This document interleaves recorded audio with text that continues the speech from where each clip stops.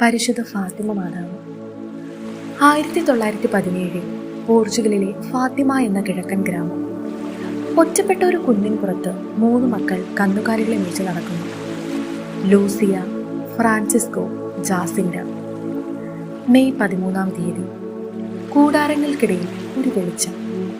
3 കുഞ്ഞുങ്ങളുടെ മുന്നിൽ സ്വർഗത്തിൻ്റെ അമ്മ പ്രത്യക്ഷപ്പെട്ടു.